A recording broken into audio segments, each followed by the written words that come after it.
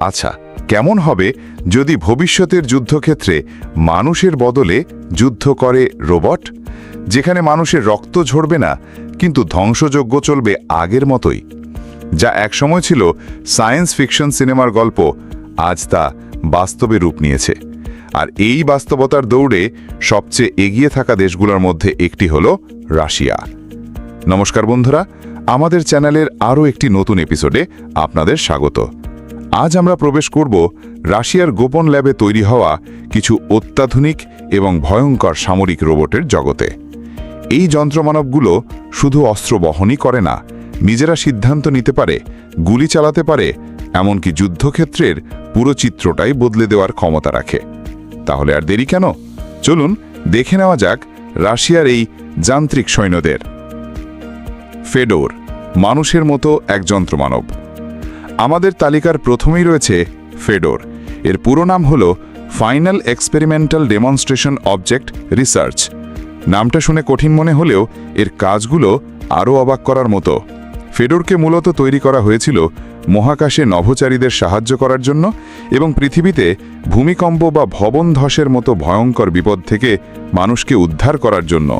ফেডোরের উচ্চতা প্রায় 6 ফুট এবং ওজন 106 কেজির মতো। এটি মানুষের মতোই হাঁটতে পারে, গাড়ি চালাতে পারে, এমনকি ড্রিল মেশিনের মতো বিভিন্ন যন্ত্রপাতিও ব্যবহার করতে পারে। কিন্তু ফেডোরের যে ক্ষমতাটি সারা বিশ্বে আলোড়ন সৃষ্টি করেছিল তা হল এর 2 হাতে পিস্তল চালানোর দক্ষতা। ভাবুন একবার, একজন দক্ষ শুটারের মতোই এই রোবটটি 2 হাতে 2টি পিস্তল নিয়ে নিখুঁতভাবে লক্ষ্যভেদ করতে পারে। এই দৃশ্যটি প্রকাশ পাওয়ার পরেই নড়ে চড়ে বসে পশ্চিমা বিশ্ব। যেই রোবটকে বানানো হয়েছিল উদ্ধার কার্যের জন্য, তার হাতে অস্ত্র দেখে অনেকেই প্রশ্ন তোলেন রাশিয়ার আসল উদ্দেশ্য নিয়ে। এর ফলস্বরূপ আমেরিকা সহ অনেক ইউরোপীয় দেশ ফেডোরের জন্য প্রয়োজনীয় যন্ত্রাংশ যেমন উন্নত মানের গিয়ার, সেন্সর, ক্যামেরা এবং কম্পিউটার সরবরাহ করা বন্ধ করে দেয়। তাদের ভয় ছিল এই প্রযুক্তি সামরিক কাজে ব্যবহৃত হলে তা বিপজ্জনক হয়ে উঠতে পারে। কিন্তু নিষেধাজ্ঞার ফলে রাশিয়ার এই প্রজেক্ট থেমে যায়নি, বরং রুশ বিজ্ঞানীরা এখন সম্পূর্ণ দেশীয় প্রযুক্তির উপর নির্ভর করে ফেডোরকে আরও উন্নত করে তুলছেন। কে জানে, হয়তো একদিন মহাকাশে বা বিপদের মুহূর্তে মানুষের সবচেয়ে বড় বন্ধু হয়ে উঠবে এই যন্ত্রমানব, অথবা হয়ে উঠবে যুদ্ধক্ষেত্রের এক নীরব সৈনিক। রোবট সেনা কুকুর। এবার যা দেখতে চলেছেন তা হয়তো আপনাকে আরও অবাক করবে। এটি একটি রোবট কুকুর, কিন্তু সাধারণ পোষ্য নয়। এর পিঠে বাঁধা রয়েছে একটি শক্তিশালী গ্রেনেড লঞ্চার। মস্কোতে আর্মি 2022 অস্ত্র প্রদর্শনীতে এই রোবটটিকে প্রথমবার সামনে আনা হয়।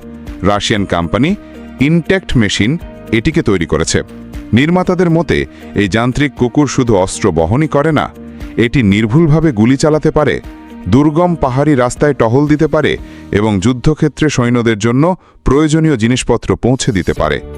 শুধু তাই নয়, বেসামরিক কাজেও এর ভূমিকা অপরিসীম। যেমন কোনো জায়গায় বিস্ফোরণ হলে বা ভবন ধসে পড়লে এই রোবট ধ্বংসস্তূপের নিচে গিয়ে প্রাণের সন্ধান করতে পারে, অথবা আটকে পড়া মানুষের কাছে ঔষধ এবং খাবার পৌঁছে দিতে পারে। কিন্তু এই রোবটটিকে ঘিরেও তৈরি হয়েছে এক বড় বিতর্ক। মার্কিন গোয়েন্দা এবং প্রযুক্তি বিশেষজ্ঞরা দাবি করেছেন এই রোবট কুকুরটি রাশিয়ার কোনো মৌলিক উদ্ভাবন নয়। তারা বলছেন এটি আসলে চীনে তৈরি ইউনিট্রি রোবোটিক্স কোম্পানির একটি রোবটের নকল, যা অনলাইন মার্কেট থেকে মাত্র $2700 কেনা সম্ভব। তাদের আরও দাবি, রাশিয়া এই চীনা রোবটটি কিনে তার ওপর কালো কাপড় এবং নিজেদের প্রযুক্তি লাগিয়ে নিজেদের তৈরি বলে চালিয়ে দিচ্ছে, যাতে এর আসল পরিচয় গোপন থাকে। রাশিয়া অবশ্য এই দাবি বরাবরই অস্বীকার করে আসছে। সত্যিটা যাই হোক, একটা বিষয় স্পষ্ট, যুদ্ধক্ষেত্রে এই ধরনের রোবটের আগমন এক নতুন দিগন্ত খুলে দিয়েছে, যা একই সাথে সম্ভাবনাময় এবং ভয়ঙ্কর। অ্যাভাটার প্রজেক্ট, যখন মানুষ আর রোবট এক হয়ে যায়। রাশিয়া এখানেই থেমে থাকছে না, তাদের পরবর্তী লক্ষ্য আরও অনেক বড়। তারা আগামী 10 বছরের মধ্যে অ্যাভাটার রোবট তৈরির পরিকল্পনা করছে, যা যুদ্ধক্ষেত্রে সরাসরি সৈন্যদের জায়গা নিতে পারে। এই প্রকল্পের মূল ধারণা হল একজন সৈনিক নিরাপদ দূরত্বে বা বাংকারে বসে একটি বিশেষ শুটের মাধ্যমে যুদ্ধক্ষেত্রে থাকা একটি রোবটকে নিয়ন্ত্রণ করবে।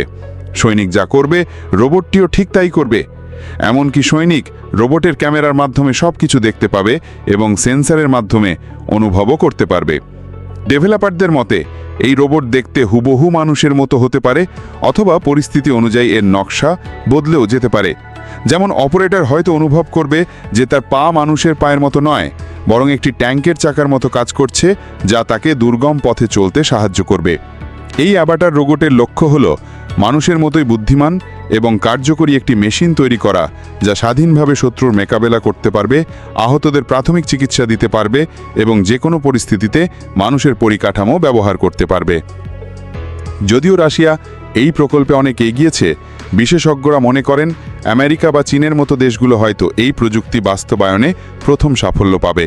কিন্তু যেই করুক না কেন, এই প্রযুক্তি সফল হলে যুদ্ধক্ষেত্রের ইতিহাস চিরতর বদলে যাবে। ইউরান 9 যুদ্ধক্ষেত্রের আসল দানব। এতক্ষণ আমরা যে রোবটগুলো নিয়ে কথা বললাম তারা ছিল তুলনামূলকভাবে ছোট আকারের, কিন্তু এবার আমরা যার কথা বলবো সে হলো যুদ্ধক্ষেত্রের এক আসল দানব। ইউরান 9 অস্ত্রশক্তি বা ফায়ার পাওয়ারের দিক থেকে এই চালকবিহীন যানটি বর্তমানে বিশ্বের অন্যতম সেরা। প্রায় 10 টন ওজনের এই রোবটটি দেখতে অনেকটা ছোট ট্যাঙ্কের মতো।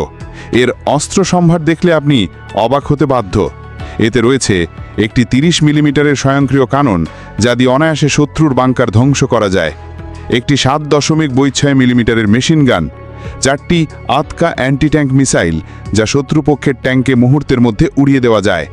প্রয়োজনে এতে বিমান বিধ্বংসী ইগলা মিসাইলও লাগানো যায়, এবং এর পিছনে রয়েছে 6টি স্মেল রকেট ফ্লেমথ্রোয়ার, যা শত্রুদের জন্য এক কথায় সাক্ষাৎ জম। সবচেয়ে গুরুত্বপূর্ণ বিষয় হল ইউরান 9 কোনো পরীক্ষামূলক প্রজেক্ট নয়, এটিকে ইতিমধ্যেই সিরিয়ার মতো বাস্তব যুদ্ধক্ষেত্রে পরীক্ষা করা হয়েছে। যদিও সেখানে এর যোগাযোগ ব্যবস্থা এবং কার্যকারিতা নিয়ে কিছু সমস্যা দেখা গিয়েছিল, কিন্তু এই পরীক্ষার মাধ্যমে রাশিয়া বাস্তব যুদ্ধ থেকে অনেক গুরুত্বপূর্ণ তথ্য সংগ্রহ করেছে, যা ভবিষ্যতে এই প্রযুক্তিকে আরও নিখুঁত করে তুলতে সাহায্য করবে।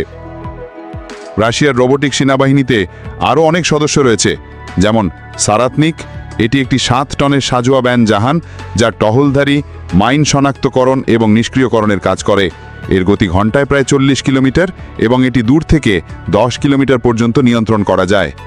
আরেকটি হলো নেরেক্তা। এটি কোনো একক রোবট নয়, বরং এটি একটি রোবটের দল, যা একজন মাত্র অপারেটর একটি কমান্ড পোস্ট থেকে নিয়ন্ত্রণ করতে পারে। যুদ্ধক্ষেত্রে একটি বোতাম টিপেই এই রোবটগুলোকে নির্দিষ্ট লক্ষ্যে পাঠানো যায়। আমাদের তালিকার আরেকটি গুরুত্বপূর্ণ সদস্য হলো মার্কার। এই ছোট ট্র্যাক্ট রোবটটি টিনাম 1000 কিলোমিটার পর্যন্ত ভ্রমণ করতে পারে। এটি যুদ্ধক্ষেত্রে সৈন্যদের জন্য অস্ত্র এবং রসদ পৌঁছে দিতে পারে, আবার আহতদের উদ্ধার করে ফিরিয়েও আনতে পারে। এর একটি বিশেষ ক্ষমতা হলো এটি স্বয়ংক্রিয়ভাবে কার্গো লোড এবং আনলোড করতে পারে। তাহলে বন্ধুরা, আপনারা দেখলেন রাশিয়ার রোবোটিক প্রযুক্তির এক ঝলক। ফিডোরের মতো মানবীয় রোবট থেকে শুরু করে ইউরান 9-এর মতো ভয়ঙ্কর যুদ্ধযন্ত্র। রাশিয়া প্রমাণ করে দিয়েছে যে ভবিষ্যতের যুদ্ধক্ষেত্র হবে প্রযুক্তি ও কৃত্রিম বুদ্ধিমত্তার। একদিকে এই প্রযুক্তিগুলো যুদ্ধক্ষেত্রে মানুষের জীবন বাঁচানোর সম্ভাবনা তৈরি করছে, অন্যদিকে এগুলোই আবার আরও ভয়াবহ এবং সহজ ধ্বংসের কারণ হয়ে থাকতে পারে। আপনারা কি ভাবছেন, এই যন্ত্রমানবদের হাতে যুদ্ধের নিয়ন্ত্রণ তুলে দেওয়া কি মানবজাতির জন্য নিরাপদ হবে, নাকি এটাই হতে চলেছে আমাদের সবচেয়ে বড় ভুল? আপনার মূল্যবান মতামত আমাদের অবশ্যই কমেন্ট বক্সে জানান।